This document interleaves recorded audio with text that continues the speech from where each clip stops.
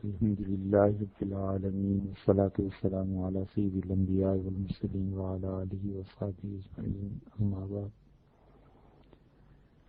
کل کی نشست میں یہ تذکرہ چل رہا تھا کہ اللہ تعالی مکہ مکرمہ میں کن مقامات پر انسان کی دعا کو قبول فرما لیتے ہیں، اور حضرت حسن بصری رحمۃ اللہ علیہ نے جو 15 مقامات لکھے تھے اس میں سے دوسرے مقام کی بات ہو گئی تھی، اور تیسرا مقام میزاب رحمت کے نیچے ہے، اور میزاب رحمت کہتے ہیں کہ یہ جو کعبۃ اللہ آپ دیکھتے ہیں جس پر سیاہ غلاف چڑھایا جاتا ہے، اس کی ایک چھت ہے، اور جب بارش ہوتی ہے اوپر سے تو چھت پر گرتی ہے، اور آپ غور کریں کہ اس پانی کے لیے پرنالہ کہاں لگا ہوا ہے۔ تو حتیم میں یہ جو مقام ہے حتیم کا، اس میں داخل ہوں اور اوپر کی طرف اگر دیکھیں گے تو سونے کا بنا ہوا ایک پرنالہ نظر آئے گا۔ پرنالہ ایسا پائپ تو نہیں ہے کہ وہ نیچے تک آ رہا ہو، بلکہ صرف اوپر انہوں نے پرنالے کا ایک حصہ بنا دیا ہے کہ سارا پانی بارش کا بہہ کر اس طرف کو آ جائے، اور وہیں سے پانی پھر نیچے گرتا ہے۔ لوگوں نے بڑے بڑے لمبے بانس کے ساتھ ڈبے باندھے ہوئے ہوتے ہیں، اور جب بارش ہوتی ہے مکہ مکرمہ میں تو لوگ یہ ڈبے اور بانس لے کر ایک دم وہاں چلے جاتے ہیں، اور جو چھت کے اوپر سے پانی آتا ہے برکت کے لیے اس پانی کو ان ڈبوں میں بھر لیتے ہیں۔ تو میزاب رحمت اسے اس جگہ کو کہتے ہیں۔ تو میزاب کے نیچے یہ جو پانی جہاں حتیم میں آ کر گرتا ہے، اس پرنالے کے نیچے دعا قبول ہوتی ہے۔ اس لیے آدمی کو چاہیے کہ وہ ان مقامات کا خیال کرے، اور جب بھی حرم محترم میں جانا ہو ان 15 مقامات میں یہ تیسرا مقام ہے، اس پہ جتنی بھی مشکلات ہیں ان کے لیے دعا مانگے۔ چوتھا مقام حضرت حسن بصری رحمۃ اللہ علیہ نے تحریر فرمایا اہل مکہ کو کہ کعبہ شریف کے اندر ہے، اور کعبۃ اللہ کے اندر ہر ایک جگہ ایسی ہے کہ جہاں پر کھڑے ہو کے دعا مانگنا قبولیت کی دلیل بن جاتی ہے۔ اور پھر اس میں بھی سب سے اچھا یہ ہے کہ جب آدمی دروازہ کھلے اور اندر داخل ہو تو سیدھا چلا جائے سامنے کی طرف، اور رکن شامی اور رکن عراقی اس کے دائیں ہاتھ پر آ جائیں گے، اور بائیں ہاتھ پر حجر اسود رکن یمانی آ جائیں گے۔ تو اس طرح چلتا ہوا جب سامنے کی دیوار سے چند فٹ کا فاصلہ رہ جائے تو یہاں پر دعا مانگے، کیونکہ حضور اقدس صلی اللہ علیہ وسلم نے یہاں نماز بھی پڑھی، اور نبی کریم صلی اللہ علیہ وسلم نے اسی جگہ پر سامنے کی طرف اپنے گال مبارک بھی لگائے بیت اللہ کی اس دیوار کے ساتھ، اور رسول اللہ صلی اللہ علیہ وسلم نے اللہ کی تسبیح بیان کی، تو یہ مقام کعبۃ اللہ کے اندر بھی بہت اچھا ہے، اگرچہ سارا ہی کعبۃ اللہ ایسا ہے کہ اس کے کسی بھی کونے گوشے ستون کے ساتھ کھڑے ہو کے آدمی دعا مانگے، بیٹھ کے دعا مانگے، مانگنی چاہیے۔ پانچویں جگہ زمزم ہے، اور زمزم کے پاس کا مطلب یہ ہے کہ جہاں زمزم کا کنواں ہے۔ حضرت حسن بصری رحمۃ اللہ علیہ کے خط میں بس یہ ذکر ہے کہ زمزم کا جو کنواں ہے اس کے قریب دعا قبول ہوتی ہے، اور یہ جگہ طواف کے اندر آ گئی ہے۔ مطاف جو ہے طواف کی جگہ، آپ وہاں نیچے زمین میں غور سے دیکھیں گے تو حجر اسود کے قریب ایک مقام پر عربی میں لکھا ہوا نظر آتا ہے، معلوم نہیں اب بھی وہ باقی ہے یا نہیں، لیکن پہلے تو ہوتا تھا، اس پہ لکھا ہوا تھا کہ بئر زمزم، زمزم کا کنواں، اور اصل میں کنواں وہی ہے، اور اب مشینیں وغیرہ لگا کے اس سے پانی جو ہے زمزم کا وہ دوسری جگہ پہ منتقل کرتے ہیں۔ تو یہ مقام ہے جہاں دعا کی قبولیت کے لیے انہوں نے لکھا، اور یا پھر مطلب ان کا یہ ہے کہ زمزم کا پانی پیتے وقت دعا کرنا۔ حضرت عبداللہ ابن عباس رضی اللہ عنہما کی روایت میں بھی آیا ہے، اور بہت سے اور صحابہ کرام اور تابعین اعظام رحمہم اللہ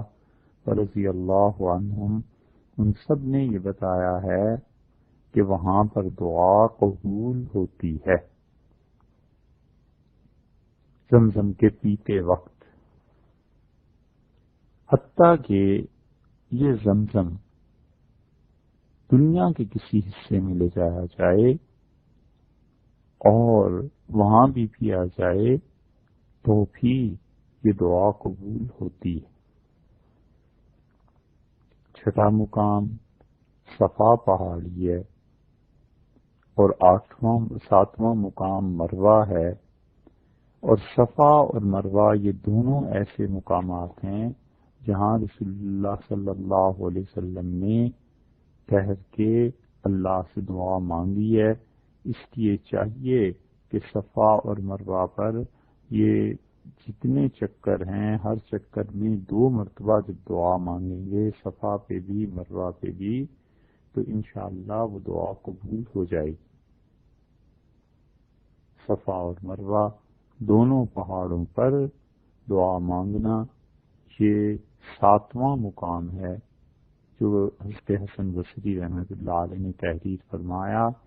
اور 8واں مقام جو ہے وہ صفا اور مروہ کے درمیان سعی کرتے ہوئے چلتے چلتے دعا مانگنا، یہ بھی ایسی چیز ہے جس کی قبولیت کے متعلق انہوں نے لکھا ہے۔ تو آدمی جاتے ہوئے اپنے دل میں دعا مانگتا رہے، اور جاتے ہوئے اپنے دل میں اللہ کو یاد بھی کرے، اور اس سے جو مصائب جو تکالیف ہیں ان سے پناہ بھی مانگے، اور اسی طرح جو اپنی ضروریات ہیں زندگی کی ان کے لیے بھی دعا مانگتا رہے، تو یہ سعی میں بھی دعا قبول ہوتی ہے۔ 9واں مقام مقام ابراہیم کے پیچھے، اور مقام ابراہیم جو ہے اس کا تعین اب دشوار ہے، کیونکہ حضرت حسن بصری رحمۃ اللہ علیہ نے جب کہا تھا کہ مقام ابراہیم کے پیچھے، تو مقام ابراہیم اس جگہ پہ نہیں تھا جو اب نظر آتا ہے، حتیٰ کہ آپ ترکوں کے دور کی تصاویر دیکھیں حرم محترم کی بیت اللہ کی، تو مقام ابراہیم اس وقت بھی یہاں نہیں تھا. بہت سی 1 صدی پرانی تصاویر جو آپ کو نظر آئیں گی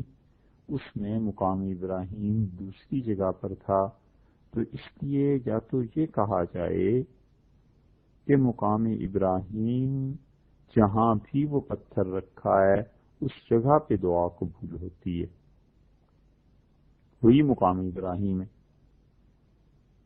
اور یا پھر یہ کہ حضرت حسن بصری رحمۃ اللہ علیہ کے زمانے میں جہاں رکھا ہوا تھا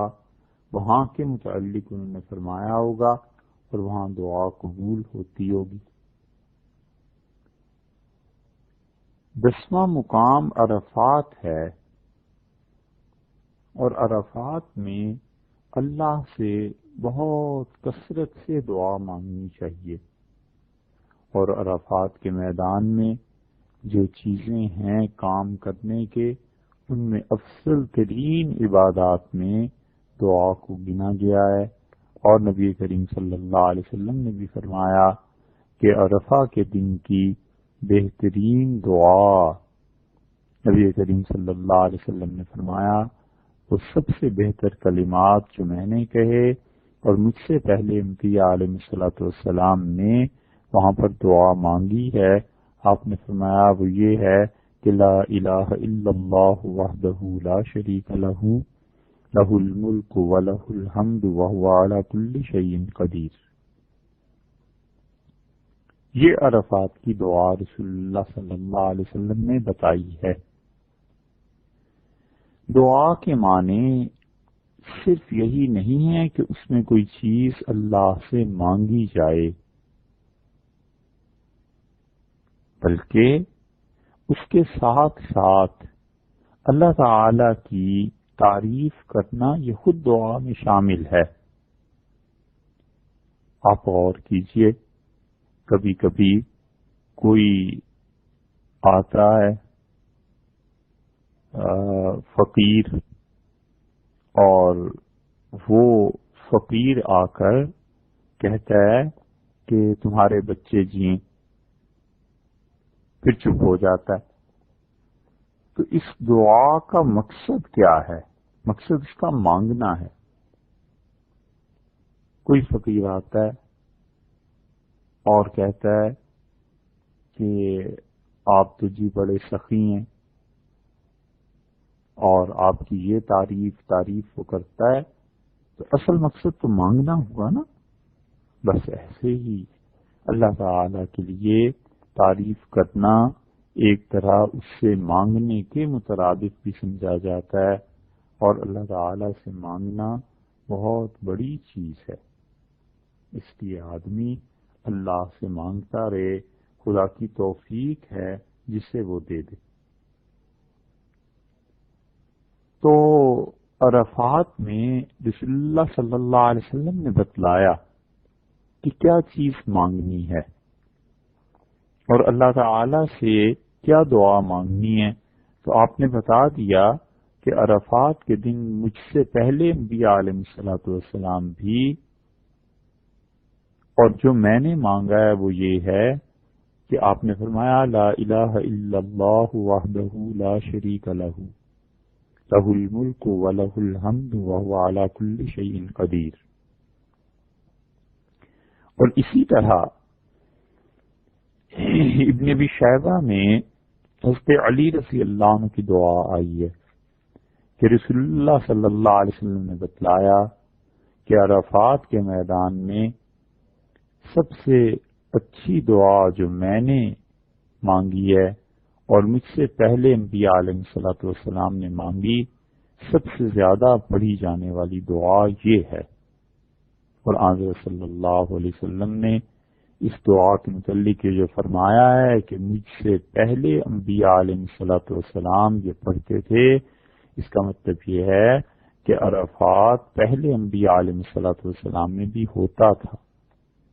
اور رسول اللہ صلی اللہ علیہ وسلم نے بتایا ہے دعا مانگنا عرفات کا سب سے زیادہ جو دعا آپ نے مانگی ہے، آپ یہ عرض کرتے تھے اللہ تعالی کے حضور میں لا الہ الا اللہ وحدہ لا شریک لہ. کوئی بندگی کے لائق نہیں سوائے اللہ کے جو اپنی ذات اور صفات میں اکیلا ہے۔ لا شریک لہ، اس کی ذات اور اس کی صفات میں کوئی اس کا شریک نہیں ہے۔ شرک آتا ہے اللہ کی صفت علم اور اللہ کی قدرت کی صفت میں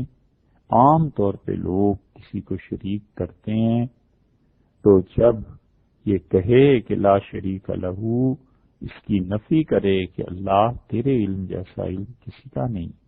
اور میرے مالک تیری قدرت جیسی قدرت کسی کی نہیں، اور اے خدایا جو نفع اور نقصان ہوتا ہے یہ سب تیرے قبضے میں ہے، تیرے علاوہ کسی کے پاس نہیں ہے۔ دنیا میں اکثر قومیں جو شرک کرتی ہیں اللہ کی ذات میں شریک ٹھہرانے والا شاید ہی کوئی ہو، اللہ کی صفات میں شریک ٹھہراتے ہیں، اور خاص طور پہ اللہ تعالی کی صفت علم میں کہ فلاں کو ہمارے حالات سب پتہ ہیں، اور اللہ تعالی کی صفت قدرت میں کہ فلاں بھی نفع اور نقصان کر سکتا ہے، تو اللہ کے علاوہ کسی کے متعلق یہ عقیدہ رکھنا کہ وہ جو چاہے سو کر سکتا ہے یا اسے ہمارے ہر حال کا علم ہے، یہ ہے شرک۔ اس لیے یہ دعا رسول اللہ صلی اللہ علیہ وسلم نے اور ان سے پہلے جتنے انبیاء علیہ الصلوۃ والسلام تھے ان سب نے مانگی، اور اگر رسول اللہ صلی اللہ علیہ وسلم کے بعد بھی کوئی نبی ہوتا تو حضرت صلی اللہ علیہ وسلم نہ فرما دیتے کہ میرے بعد بھی جو آئیں گے وہ مانگیں گے۔ حضرت صلی اللہ علیہ وسلم پہ نبوت مکمل ہو گئی، ختم ہو گئی، تو یہ پڑھتے تھے کہ لا الہ الا اللہ وحدہ لا شریک لہ لہ الملک، بادشاہی اسی ذات کے لیے ہے، وَلَهُ الْحَمْدُ، اور ساری کی ساری تعریفیں اللہ ہی کے لیے ہیں، وَهُوَ عَلَى كُلِّ شَيْءٍ قَدِيرٌ، اور اللہ ہر چیز پر قدرت رکھتا ہے۔ اللہم اجعل فی قلبی نوراً، اے پروردگار میرے دل میں نور پیدا فرما دے، میرا دل منور ہو جائے تاکہ اس میں جو کفر اور گناہ کے اندھیرے ہیں خدایا یہ اندھیرے دھل جائیں، چھٹ جائیں۔ وفی سمعی نوراً،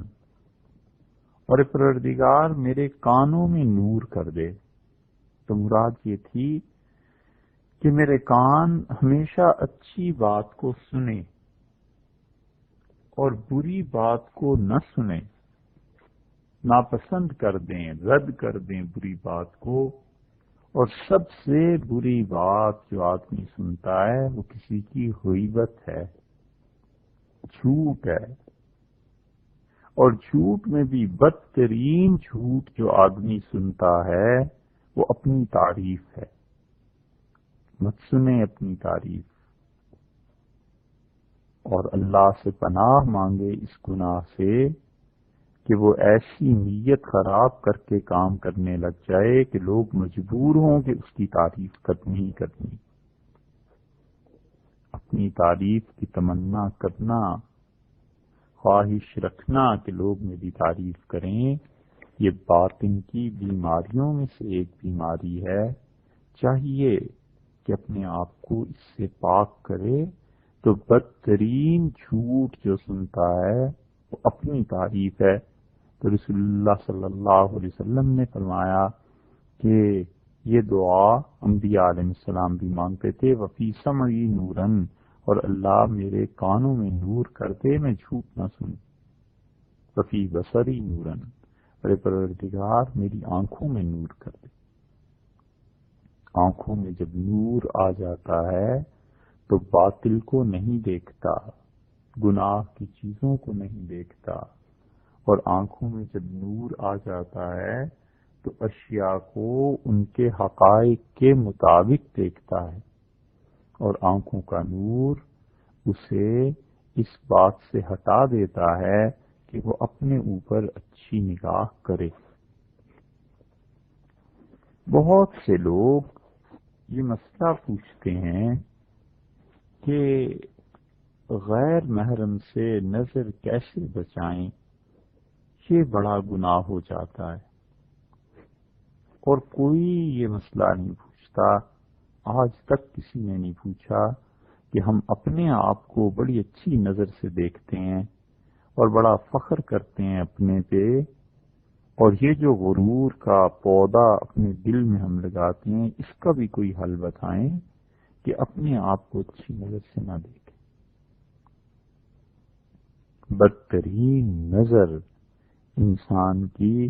وہ ہے جو اپنے اوپر پڑے اور اچھا اپنے آپ کو سمجھے، اور اس سے بدتر نظر یہ ہے کہ دوسرے کو حقیر سمجھے۔ لوگوں کو بس یہی گناہ نظر آتا ہے کہ غیر محرم کو دیکھنا، ایسی چیزیں، یہ کوئی کم گناہ ہے اس سے کہ دوسرے کو حقارت کی نظر سے دیکھے۔ تو رسول اللہ صلی اللہ علیہ وسلم نے دعا مانگی، وفی سمعی نورم وفی بصری نورم، اللہ میری سماعت میں بھی نور کر دے، میری بصارت میں بھی نور کر دے۔ اللہم اشرح لی صدری،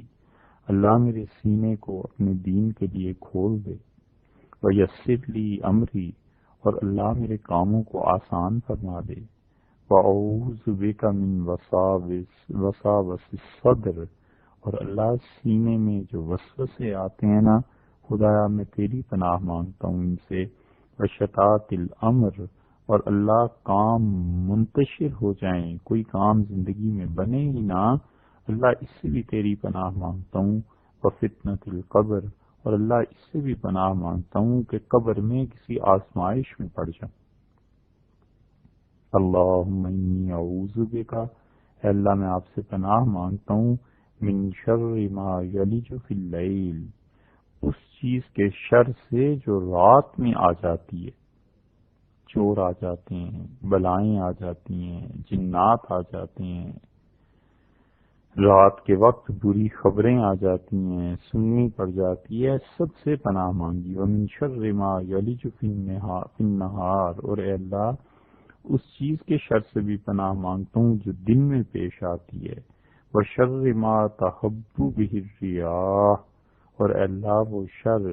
جسے ہوائیں لے کر چلتی ہیں، میں تیری پناہ مانگتا ہوں۔ ہوائیں چلتی ہیں اور کیا کیا چیزیں اپنے ساتھ لے آتی ہیں، بیماریوں کے جراثیم اپنے ساتھ لے آتی ہیں۔ ہوا چلتی ہے تو سردی اور گرمی موسم ایسے بن جاتے ہیں۔ اللہ تعالیٰ اس میں کسی انسان کو محفوظ رکھے تو مطلب یہ ہوا کہ اس کی صحت محفوظ رہے۔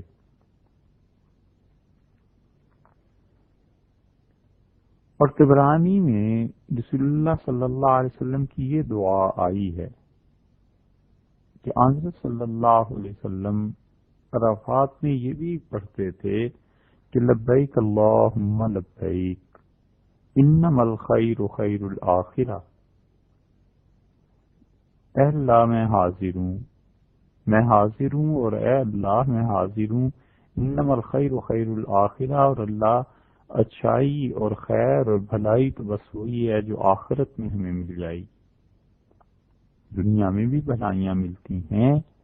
لیکن دنیا کی بھلائیاں زائل ہو جانے والی، مٹ جانے والی، اور حقیقی بھلائی وہ جو آخرت میں ملے گی۔ اور حضرت عبداللہ ابن عمر رضی اللہ عنہ نے دعا مانگی ہے اور عرفات میں وقوف فرمایا، تو عبداللہ ابن عمر رضی اللہ عنہ نے دعا مانگی، اور جو عمل انہوں نے کیا ہے معلوم ہوتا ہے کہ انہوں نے یہ چیز رسول اللہ صلی اللہ علیہ وسلم سے سنی ہوگی یا دیکھی ہوگی،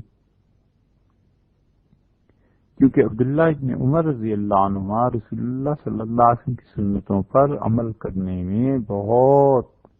کوشش کرتے تھے، اور ان کی دعا یہ آئی ہے کہ اللہ اکبر وللہ الحمد۔ عرفات میں انہوں نے ہاتھ اٹھائے اور یہ دعا مانگی، اللہ اکبر وللہ الحمد، اللہ سب سے بڑا ہے اور تمام تعریفیں اللہ کے لیے ہیں۔ اللہ اکبر وللہ الحمد۔ تو دوبارہ پڑھا، پھر تیسری مرتبہ پھر پڑھا اللہ اکبر وللہ الحمد، اور 3 مرتبہ یہ جملہ دہرانے کے بعد پھر فرمایا، اس جملے کو پیش کیا اللہ کے حضور میں،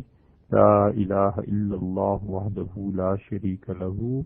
لہ الملک ولہ الحمد، اور پھر اللہم اہدنی بالہدی، اے اللہ مجھے ہدایت پر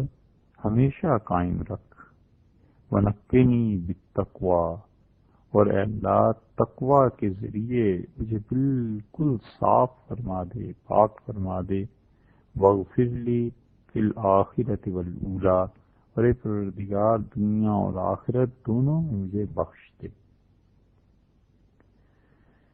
پھر اس کے بعد عبداللہ ابن عمر رضی اللہ عنہما نے اپنے ہاتھ نیچے کر لیے، گرا دیے۔ راوی کہتا ہے جو ان سے اس روایت کو بیان کرتے ہیں کہ پھر ابن عمر رضی اللہ عنہما اتنی دیر خاموش رہے جتنی دیر میں کوئی شخص سورہ فاتحہ پڑھ لے، پھر دوبارہ ہاتھ اٹھائے اور اسی طرح انہوں نے 3 مرتبہ کہا اللہ اکبر وللہ الحمد، اور پھر لا الہ الا اللہ وحدہ لا شریک لہ لہ الملک ولہ الحمد، اللہم اہدنی بالہدی ونقنی بالتقوی واغفر لی فی الآخرۃ والاولی، یہ پھر انہوں نے پڑھا۔ 2 مرتبہ انہوں نے ایسے کیا، تو اس کا مطلب یہ ہے کہ عرفات میں نبی کریم صلی اللہ علیہ وسلم نے امید ہے ایسے کیا ہوگا، لیکن چونکہ اس روایت میں یہ تصریح نہیں آئی کہ رسول اللہ صلی اللہ علیہ وسلم نے ایسے کیا ہے، اس لیے یہ کہتے ہوئے ڈر لگتا ہے کہ حضرت صلی اللہ علیہ وسلم نے ایسے کیا، مگر خیال یہی ہے کہ ابن عمر رضی اللہ عنہما نے جب ایسے کیا ہے تو انہوں نے اس چیز کو دیکھا ہوگا۔ صفا اور مروہ کی سعی میں ایک چیز رہ گئی، کہ شاید وہ بیان ہو گئی ہو کہ وہاں کی دعا کہ رسول اللہ صلی اللہ علیہ وسلم جب صفا اور مروہ پہ تشریف لائے تو یہ دعا مانگی کہ لا الہ الا اللہ وحدہ لا شریک لہ لہ الملک ولہ الحمد یحیی و یمیت وہو علی کل شیء قدیر، لا الہ الا اللہ وحدہ، اللہ بندگی کے لائق صرف اللہ کی ذات ہے جو اپنی ذات و صفات میں اکیلا ہے، انجز وعدہ، اس نے اپنے وعدے کو پورا فرمایا، ونصر عبدہ، اور اپنے بندے کی مدد کی، وہزم الاحزاب وحدہ، اور اللہ جو اکیلا تھا تنے تنہا اس نے کافروں کو، لشکروں کو شکست دی۔ سوال یہ پیدا ہوتا ہے کہ رسول اللہ صلی اللہ علیہ وسلم نے یہ دعا اس لیے مانگی کہ اللہ نے واقعی ان کی مدد فرمائی اور کافروں سے وہ لڑے، انہیں فتح ہوئی، اب ہم لوگ اگر پڑھیں تو اسے کس نیت سے پڑھیں؟ تو یہ بھی ہو سکتا ہے کہ انسان اللہ کے اس انعام اور احسان کو یاد کرے جو اس کے پروردگار نے اس کے نبی صلی اللہ علیہ وسلم پہ کیا کہ لا الہ الا اللہ وحدہ انجز وعدہ، تمام اللہ کے علاوہ کوئی بندگی کے لائق نہیں جس نے اپنے وعدے کو پورا کیا، جو وعدہ اس نے حضور اکبر صلی اللہ علیہ وسلم سے کامیابی کا کیا تھا، وَنَصَرَ عَبْدَهُ، اور یہ نیت کرے کہ اللہ آپ نے مدد کی تھی اپنے بندے حضرت محمد صلی اللہ علیہ وسلم کی، وَهَزَمَ الْأَحْزَابَ وَحْدَهُ، اور اے اللہ تو نے ہی شکست دی تھی سارے لشکروں کو تنے تنہا جو میرے نبی صلی اللہ علیہ وسلم کے مقابلے میں آئے تھے۔ اور 3 مرتبہ اس دعا کو مانگنا چاہیے۔ اور عبداللہ ابن عمر رضی اللہ عنہ کی روایت میں یہ آتا ہے کہ وہ صفا پر چڑھے اور 3 مرتبہ اللہ اکبر کہا، اور اس کے بعد انہوں نے کہا لا الہ الا اللہ وحدہ لا شریک لہ لہ الملک ولہ الحمد وہو علی کل شیء قدیر۔ تو اگر کوئی آدمی یہ عمل 7 مرتبہ کرے، 3 بار اللہ اکبر کہنا اور 1 بار یہ دعا جو پڑھی لا الہ الا اللہ وحدہ، یہ لا الہ الا اللہ وحدہ لا شریک لہ کی دعا بھی ہو گئی، اور اس کے درمیان دعا کرتا رہے اور اللہ سے مانگتا رہے، اور پھر صفا سے مروہ کی طرف چلے،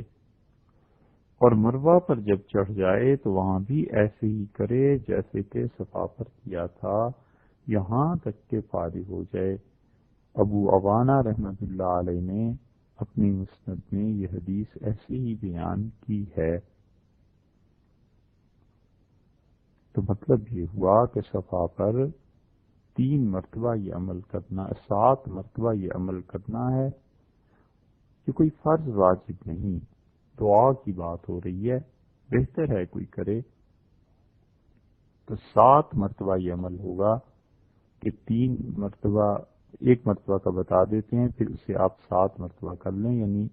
وہ 3 مرتبہ اللہ اکبر کہے اور اس کے بعد 1 مرتبہ یہ پڑھے لا الہ الا اللہ وحدہ لا شریک لہ لہ الملک ولہ الحمد وہو علی کل شیء قدیر، یہ 1 بار ہو گئی نا، ایسے 7 مرتبہ پڑھے تو 21 بار اللہ اکبر ہو جائے گا، 7 مرتبہ اللہ کی وحدانیت کی گواہی ہو جائے گی، اور بیچ بیچ میں رک کے دعا بھی مانگتا رہے اللہ سے۔ اور موطا میں آیا ہے حضرت عبداللہ ابن عمر رضی اللہ عنہ کی روایت کہ صفا پہاڑی پہ وہ حاضر ہوئے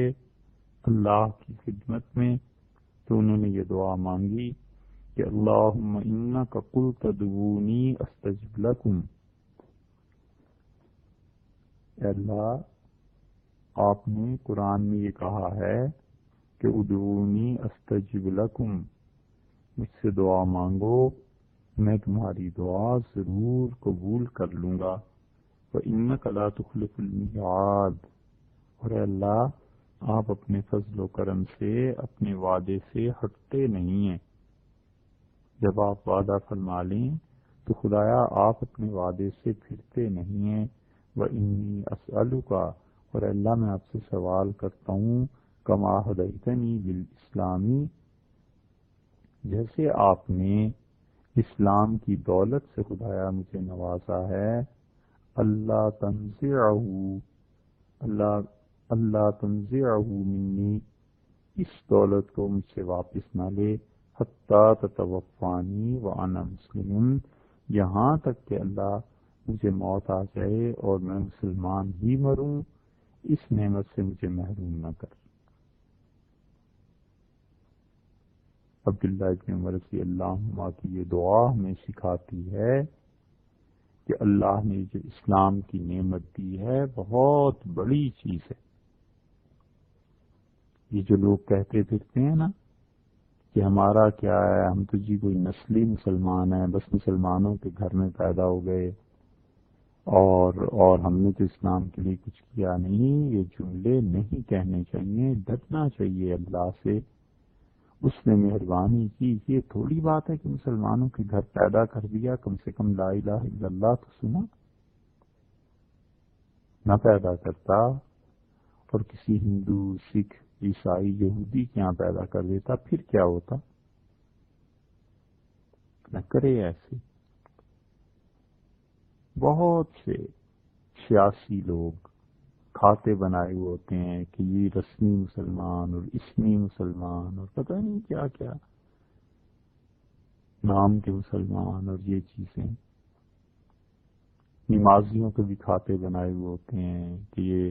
ہفتے کا نمازی، یہ روز کا نمازی، یہ 360 دن کا نمازی، یہ سب چیزیں کھیل تماشے نہ بنائے، اللہ کے ساتھ صحیح تعلق رکھے، 8 دن بعد بھی جو نماز پڑھتا ہے نا، غنیمت جانے حتیٰ کہ زندگی میں ایک سجدہ قبول ہو جائے، اللہ کے یہاں غنیمت جانے کہ مالک نے ایک سجدہ قبول کر لیا۔ ایمان تو محفوظ ہے، کم سے کم شکر کرے اللہ کا کہ اس نے اپنے فضل و کرم سے مسلمانوں کے گھر پیدا کیا۔ یہ تھوڑی نعمت، یہ سیاسی چکر ہے کہ ووٹر لسٹ کا مسلمان ہے۔ یہ اللہ تعالی جب قیامت میں لوگوں کے لیے فیصلہ کرے گا کہ کون اس کی نظر میں مسلمان اور کافر تھا، تو کوئی ووٹر لسٹ اور کوئی چیز نہیں منگائی جائے گی۔ وہ ذات پاک اپنے فضل سے خود ہی فیصلہ فرما دے گا۔ اس لیے کسی کا اپنے اسلام کا بھی مذاق نہیں اڑانا چاہیے۔ شکر کرے اللہ کا کہ اس نے اسلام کی توفیق دی۔ اسی لیے عبداللہ ابن عمر رضی اللہ عنہ نے صفا پہاڑی پر یہ عرض کیا اللہ تعالی سے کہ اللہم انک قلت ادعونی استجب لکم، کہ اللہ آپ نے کہا ہے کہ مجھ سے دعا مانگو، میں تمہاری دعا کو قبول کروں گا۔ وَإِنَّكَ لَا تُخْلِفُ الْمِيعَادَ، اور اللہ آپ دعا اپنے وعدے کے خلاف ہرگز نہیں کرتے۔ وَإِنِّي أَسْأَلُكَ كَمَا هَدَيْتَنِي لِلْإِسْلَامِ، اور اللہ میں آپ سے مانگتا ہوں جیسے آپ نے مجھے اسلام کی توفیق دی ہے، اللہ تنزعه منی، اے اللہ اس اسلام کو مجھ سے واپس نہ لے لینا، حتیٰ تتوفانی وأنا مسلم، جہاں تک کہ اللہ مجھے اسلام ہی کی حالت میں دنیا سے اٹھا لے۔ اور اسی طرح صفا اور مروہ کے درمیان کی دعا بھی آئی ہے، اور وہ عبداللہ ابن مسعود رضی اللہ عنہ کی ہے، اور ابن مسعود رضی اللہ عنہ تو رسول اللہ صلی اللہ علیہ وسلم کی اتباع میں فنا تھے، بہت اہتمام کرتے تھے اس بات کا کہ رسول اللہ صلی اللہ علیہ وسلم کی سنت کے خلاف کوئی کام نہ ہو جائے، اور ان کا علم، ان کا تقوی اور نبی کریم صلی اللہ علیہ وسلم سے ان کا تعلق دیکھ کر ہی تو حضرت عمر رضی اللہ عنہ نے انہیں بھیجا تھا کوفہ، اور کوفہ والوں کو لکھا تھا کہ اس لیے انہیں بھیج رہا ہوں تاکہ تم ان کے علم سے فائدہ اٹھاؤ، اگرچہ مدینہ منورہ میں ان کی ضرورت زیادہ ہے مجھے۔ تو ابن مسعود رضی اللہ عنہ پڑھتے تھے کہ رب اغفر ورحم انک انت الاعز الاکرم، اے پروردگار مجھے بخش دے اور مجھ پر مہربانی فرما، انک انت الاعز الاکرم، اور اے اللہ آپ سب پر غالب ہیں۔ جتنے انسان، شیاطین، میرا اپنا نفس جن جن گناہوں، ظلم اور جن چیزوں کی طرف لے جاتا ہے، اللہ آپ ان سب پر غالب ہیں۔ خدایا اپنے اس غلبے سے میری مدد فرما، میرے نفس کو، لوگوں کو، ظالموں کو مجھ سے ہٹا دے۔ الاکرم، اور اللہ تو سب سے زیادہ کرم فرمانے والا ہے۔ تو حسن بصری رحمۃ اللہ علیہ نے جو کہا کہ صفا اور مروہ کے درمیان سعی کرتے ہوئے تو سعی میں یہ دعا مانگنی چاہیے۔ اسی طرح عرفات کا جو انہوں نے فرمایا، تو عرفات میں بھی وہ دعائیں جو ابھی ذکر کی ہیں عرفات میں مانگنی چاہیے، اور عرفات کی اور بھی دعائیں ہیں، وہ انشاءاللہ جب آئے گا عرفات کا ذکر تو وہاں پہ عرض کریں گے۔ اور اس کے بعد انہوں نے بتایا کہ مزدلفہ میں دعا مانگی جائے اور وہ قبول ہوتی ہے۔ یہ 11واں مقام ہے جو انہوں نے فرمایا ہے کہ مزدلفہ کی رات میں جو دعا مانگی جائے اس کی قبولیت، اور مزدلفہ کی جو رات ہے یہ ان لوگوں کے لیے جو حج پہ وہاں ہیں لیلۃ القدر سے افضل ہے۔ اس لیے آدمی اس رات کو کچھ حصہ دعا میں صرف کرے، اور رسول اللہ صلی اللہ علیہ وسلم جب مزدلفہ تشریف لے گئے تھے تو مغرب اور عشاء کی نماز اکٹھی پڑھی، اور پھر طلوع فجر تک آپ نے آرام فرمایا، اور صبح صادق ہو گئی اور فجر پڑھی، اور اس کے بعد ایک اونٹنی پر سوار ہو کے آپ تشریف لے گئے مشعر حرام۔ وہاں پر ایک جگہ ہے، جو گئے ہیں وہ جانتے ہیں، مشعر حرام جو مزدلفہ میں بہت ایک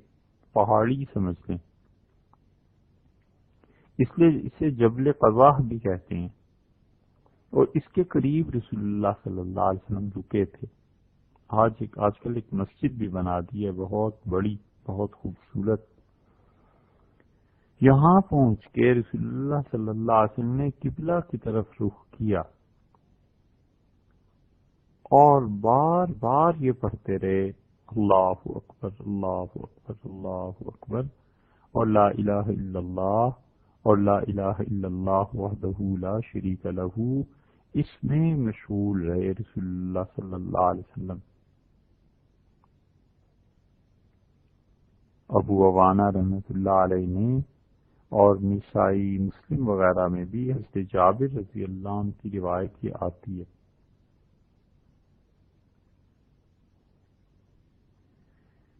کہ آپ نے وہاں دعا مانگی بہت دیر، اور اللہ اکبر، لا الہ الا اللہ، اور لا الہ الا اللہ وحدہ لا شریک لہ، اس میں مشغول رہے، اور یہاں تک کہ سورج طلوع ہونے سے کچھ دیر کے بعد جب اجالا ہو گیا تو رسول اللہ صلی اللہ علیہ وسلم مینا تشریف لے گئے، اور حدیث میں آیا ہے کہ رسول اللہ صلی اللہ علیہ وسلم نے یہ جو وقوف یہاں پر کیا ہے اور دعا مانگی ہے، بہت سے اکابر صحابہ کرام رضی اللہ عنہ ایسے ہی دعا مانگا کرتے تھے۔ مزدلفہ کے بعد مینا ایسی جگہ ہے، 12واں مقام جو حضرت حسن بصری رحمۃ اللہ علیہ نے بتایا کہ یہاں پر مینا میں دعا قبول ہوتی ہے، تو مزدلفہ کے بعد مینا میں جتنے دن ٹھہرنا ہے اس میں دعاؤں میں مصروف رہے، اور اس کے بعد 13واں، 14واں اور 15واں مقام حضرت حسن بصری رحمۃ اللہ علیہ نے جو لکھا ہے، انہوں نے کہا جمرات کے پاس۔ جمرات سے وہ مراد ہے جگہ جہاں پر رمی ہوتی ہے، جہاں شیطان کو کنکر مارے جاتے ہیں۔ یہ رمی رسول اللہ صلی اللہ علیہ وسلم نے فرمائی ہے، اور حج کے جو مسائل بیان ہو رہے ہیں اس میں رمی کا مسئلہ آپ غور سے سنیے گا تاکہ پتہ چلے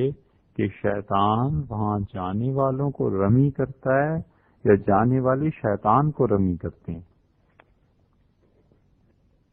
رمی کا مطلب پتھر مارنا ہے نا، تو وہ 3 شیطان ہیں جنہیں پتھر مارے جاتے ہیں، تو وہاں جا کے عام طور پہ لوگ شیطانوں کو ہی پتھر مارتے ہیں، لیکن بعض لوگ ایسے ہوتے ہیں جنہیں شیطان بھی پتھر مارتا ہے۔ رمی جب آئے گی تو انشاءاللہ اس کی تشریح عرض کریں گے۔ رمی جمرات جو ہے، جہاں پر ایک ایک منارہ سا بنا ہوا ہے، مکہ مکرمہ کی طرف جب چلیں مسجد خیف سے تو پہلے جمرہ اولا آتا ہے،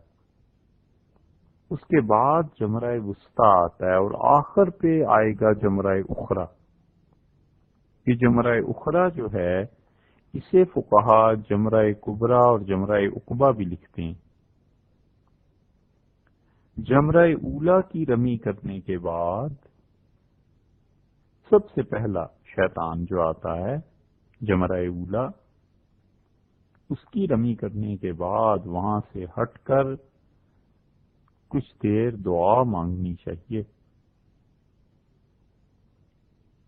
اس کے بعد جمرہ وسطیٰ کی رمی کے بعد آگے بڑھ کر پھر دعا مانگنی چاہیے، اور جمرہ اخری کی رمی کر کے پھر ٹھہرنا نہیں چاہیے دعا کے لیے، بلکہ چل پڑے اور چلتے چلتے دعا مانگے۔ تو دو جمرات ایسے ہوئے جن پر دعا کا مانگنا ہے، اور وہ دعا جمرہ اولا کا ہوا، اور وہ دعا جمرہ وسطیٰ میں دعا مانگنی ہے، اور جمرہ اخرى جو ہے اس پہ دعا نہ مانگے، چل پڑے اور راستے میں چلتے چلتے دعا مانگے۔ یہ وہ سنتیں ہیں جسے امت نے اب چھوڑ دیا ہے۔ حدیث میں آیا ہے کہ رسول اللہ صلی اللہ علیہ وسلم جمرات پر تشریف لائے اور جمرہ اولا پہلے جمرے پر کنکریاں ماری، اور 7 کنکریاں اس طرح ماری کہ ہر کنکر کو مارنے کے بعد فرمایا اللہ اکبر۔ یہ تو روایت آئی ہے نسائی میں، اور مسلم میں آیا ہے کہ ہر کنکر کے ساتھ رسول اللہ صلی اللہ علیہ وسلم نے اللہ اکبر کہا۔ اور پھر جمرہ کو چھوڑ کے نبی کریم صلی اللہ علیہ وسلم آگے چلے گئے، تھوڑا سا ہٹ کے جمرہ سے نرم زمین میں پہنچ کر قبلہ رخ کھڑے ہو کے دعا مانگی۔ ہوتی تھی اس زمانے میں، ہوتی ہوگی نرم زمین، جو صحابہ رضی اللہ عنہم کہتے ہیں اب وہاں کہیں نرم زمین نہیں۔ تو جمرہ اولا اور جمرہ وسطیٰ، چھوٹا شیطان پھر اس کے بعد درمیان والا، یہاں سے تھوڑا سا آگے چل کے دعا مانگ لینی چاہیے۔ اور حدیث میں یہ بھی آیا ہے کہ پھر رسول اللہ صلی اللہ علیہ وسلم نشیب میں اترے، یعنی نیچے کی طرف کو چلے، اور اسے فقہا نے بطن وادی سے تعبیر کیا ہے، لیکن اب نہ وہاں نشیب رہی ہے نہ بطن وادی رہی ہے، سب چیزیں برابر ہو گئی ہیں اور بالکل ہموار زمین ہے۔ تو چاہیے کہ جمرہ اولا اس کے پاس پہنچے آدمی دعا مانگے، اور جمرہ عقبہ کے پاس، اور نہ جمرہ وسطیٰ کے پاس اور جمرہ عقبہ کی رمی کے بعد ٹھہرے نہیں، چلتے چلتے دعا مانگ لے۔ اور ان جمرات پر آپ دیکھ لیجئے گا، اور اللہ تعالی سب کو حاضری کی توفیق برابر دیتا رہے کہ اب امت نے یہ چھوڑ دیا ہے، بس رمی کرتے ہیں اور بھاگنے کی پڑی ہوئی ہوتی ہے کہ کسی طرح نکل جائیں۔ حالانکہ شریعت نے اتنا آسان اس رمی کو رکھا تھا، لیکن نظم و ضبط نہیں رہا نا، ڈسپلن نہیں رہا، اس لیے ہر سال یہ اطلاع آتی ہے کہ اس سال سینکڑوں ایسے شہید ہو گئے اور اتنے ہو گئے اور اتنے ہو گئے۔ یہ سب سنت کے خلاف کام کرنے پہ ہوتا ہے۔ نبی کریم صلی اللہ علیہ وسلم نے جب کمزور لوگوں کے لیے، بوڑھوں کے لیے، عورتوں کے لیے، بچوں کے لیے بڑی گنجائش دی ہے وقت میں، پھر کیا ضروری ہے کہ رمی بالکل فوراً بھاگ کے کر لی جائے؟ اطمینان سے رمی میں جائے تاکہ جمرہ اولا کے بعد وہاں قریب کھڑے ہو کر دعا مانگے۔ اور اب امت نے یہ سنت کو چھوڑ دیا۔ آپ کو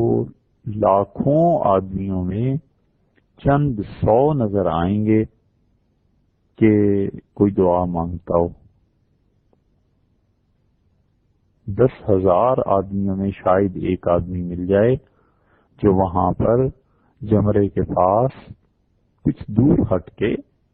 وہاں کھڑے ہو کے اطمینان سے دعا مانگے۔ اور رسول اللہ صلی اللہ علیہ وسلم اس مقام پہ اتنی طویل دعائیں مانگتے تھے کہ حضرت عبداللہ ابن عمر رضی اللہ عنہ کہتے ہیں کہ میں رسول اللہ صلی اللہ علیہ وسلم کے ساتھ دعا میں شریک تھا اور میری کمر درد کرنے لگ گئی کھڑے ہو کے۔ یہ عبداللہ ابن عمر رضی اللہ عنہ کی عمر کتنی ہوگی اس وقت؟ 15 سال کے تھے جب یہ خندق میں آئے، تو خندق سے آپ 6 برس اور آگے لگا لیں، حج جو کیا ہے نبی کریم صلی اللہ علیہ وسلم نے 5 برس، 20 برس کے ہوں گے عبداللہ ابن عمر رضی اللہ عنہ،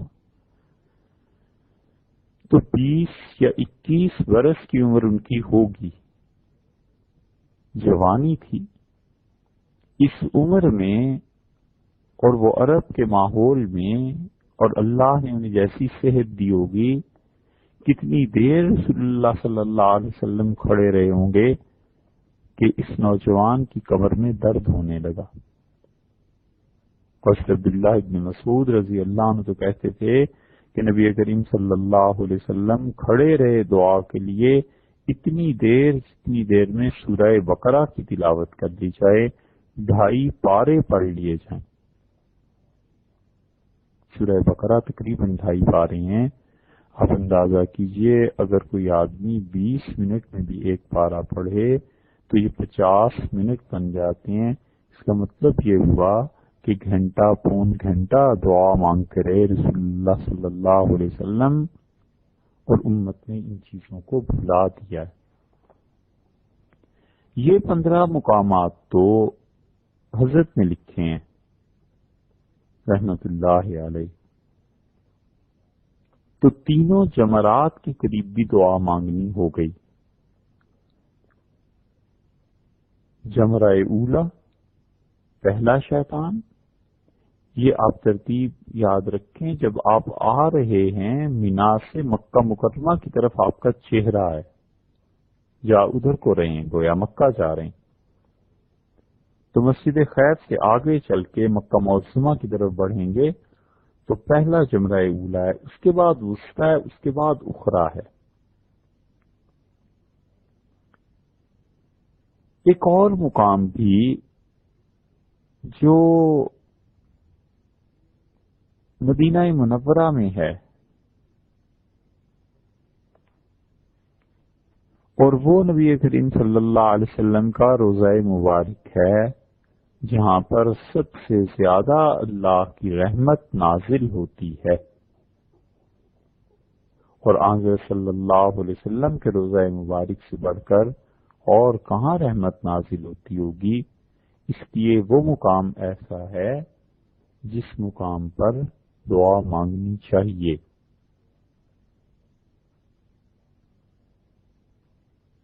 دارمی میں آیا ہے، دارمی رحمت اللہ علیہ بڑے محدثین میں شمار ہوتے ہیں، امام بخاری رحمت اللہ علیہ کے معاصر تھے، ان کی سنن میں آیا ہے کہ مدینہ منورہ میں جب قحط پڑ گیا، بارش نہیں ہو رہی تھی تو جانور مرنے لگے، گھاس نہیں تھا زمین میں، اور لوگوں کو بھی دقت پیش آئی پانی کی، تو لوگ حضرت عائشہ رضی اللہ عنہا کی خدمت میں حاضر ہوئے دعا کے لیے، تو انہوں نے کہا کہ میرا جو حجرہ ہے اس کی چھت کو ہٹا دو اور رسول اللہ صلی اللہ علیہ وسلم کی قبر مبارک ظاہر ہو جائے، اور بارش اللہ کی رحمت ہے، اور نبی کریم صلی اللہ علیہ وسلم کی قبر مبارک سے زیادہ اچھی جگہ مدینہ منورہ میں کوئی نہیں ہے جو اس بات کی مستحق کو ڈیزرو کرے اس چیز کو کہ وہاں پر اللہ کی رحمت نازل ہو۔ تو لوگوں نے حضرت عائشہ رضی اللہ عنہ کے حجرے کو کھول دیا، حتیٰ کہ قبر مبارک اور آسمان دونوں کے درمیان کوئی فاصلہ نہیں رہا، اور اتنی بارشیں ہوئیں، اتنی خدا کی رحمت برسی، اتنی اور اتنا گھاس اگایا کہ جانور کھاتے رہے، اتنی چربی ان کے جسم میں ہو گئی کہ جانوروں کے جسم پھٹنے لگے چربی کی وجہ سے۔ اسی لیے اس سال کے متعلق کہا گیا کہ یہ سال ایسا ہے عام الفتق، جس سال میں جانوروں کے جسم کھا کھا کے پھٹ گئے۔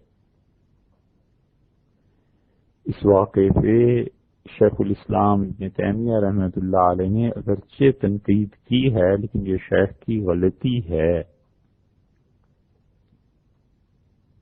وگرنہ اتنی مشہور بات ہے، یہ عام الفتق مشہور کیوں ہو گیا؟ اس سال کا نام ہی یہ کیوں پڑ گیا کہ وہ سال جس میں جانوروں کے جسم چربی کی وجہ سے پھٹ گئے تھے؟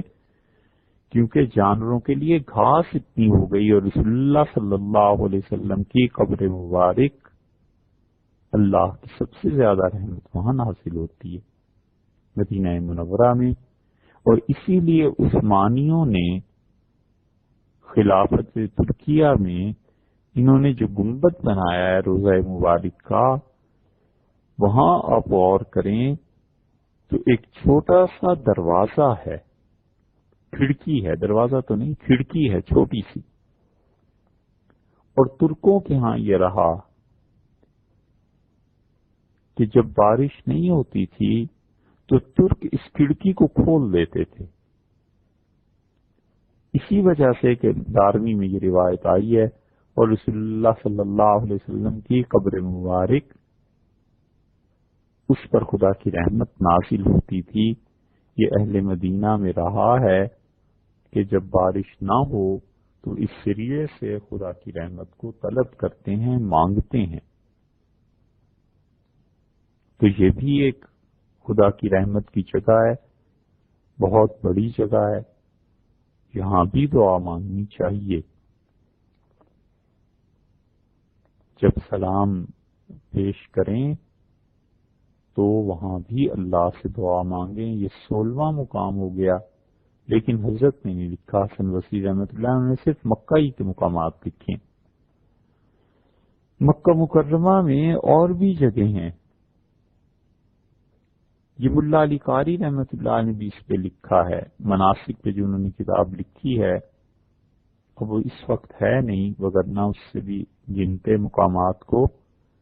خیال آتا ہے کہ انہوں نے رکن یمانی کو بھی لکھا ہے کہ رکن یمانی پر بھی دعا قبول ہوتی ہے. حجر اسود کا بھی لکھا ہے، اس پہ بھی دعا قبول ہوتی ہے. اور ملا علی قاری رحمۃ اللہ علیہ نے غار ثور اور غار حرا کو بھی لکھا ہے کہ وہاں بھی دعا قبول ہوتی ہے. غار ثور میں انسان جائے یا غار حرا میں تو وہاں بھی دعا مانگے. ان مقامات پر بھی دعا قبول ہوتی ہے، کیونکہ غار حرا اور غار ثور اب تک وہی جگہ ہیں جہاں نبی کریم صلی اللہ علیہ وسلم کا جسم مبارک مس ہوا تھا، چھوا تھا اس جسم مبارک میں. حجر اسود بھی ویسے ہی ہے کہ حضرت صلی اللہ علیہ وسلم کے ہونٹ اور نبی کریم صلی اللہ علیہ وسلم کی پیشانی مبارک وہاں لگی ہے. غار ثور میں بھی اور غار حرا میں بھی یہ وہ مقامات ہیں جو اب تک محفوظ ہیں، اور حضور اکرم صلی اللہ علیہ وسلم کا جسم مبارک ان مقامات پہ چھوا ہے. دار ارقم کو بھی لکھا ہے ملا علی قاری رحمۃ اللہ نے، یاد آتا ہے دیکھ لیا جائے اسے. خیال آتا ہے کہ دار ارقم کو بھی لکھا ہے، لیکن اب تو دار ارقم رہا نہیں. دار ارقم وہ جگہ ہے جہاں مسلمان چھپ چھپ کے نماز پڑھا کرتے تھے، اسلام قبول کرتے تھے، پھر اس جگہ پر آ جاتے تھے. اور یہ عرصے تک بلکہ سب سے پہلا دعوت کا مرکز رسول اللہ صلی اللہ علیہ وسلم کا یہ حضرت ارقم ہی کا تو گھر تھا رضی اللہ عنہ. یہ تھا صفا پہاڑی کے قریب، اور اسی جگہ پہ حضرت عمر رضی اللہ عنہ مسلمان ہوئے ہیں، حاضر ہوئے تھے رسول اللہ صلی اللہ علیہ وسلم کی خدمت میں. اور یہیں حضرت عباس رضی اللہ عنہ کا گھر بھی تھا. لیکن اب یہ سب مقامات صفا اور مروہ کے بیچ میں ہی آ گئے ہیں، اس لیے حضرت ارقم رضی اللہ عنہ کا گھر اب تو پتہ بھی نہیں چلایا جا سکتا. تو یہ ان 15 مقامات کے علاوہ مقامات ہیں جو حضرت حسن بصری رحمۃ اللہ علیہ نے ذکر کیے ہیں. اس لیے مکہ مکرمہ میں اپنے رہنے کو غنیمت جانے اور ان مقامات پر اللہ سے دعا کرتا رہے، مانگتا رہے، اور اپنی مشکلات، مصائب، اپنی مغفرت، یہ سب چیزیں ان کے لیے دعا پیش کرتا رہے. کوئی نہیں جانتا کہ کب اس کا ابر کرم جوش میں آئے اور اگلے پچھلے سارے خطاؤں، سارے گناہوں کی بخشش ہو جائے. حج کے مسائل کے لیے انشاءاللہ آئندہ مزید عرض کریں گے. السلام علیکم ورحمۃ اللہ وبرکاتہ.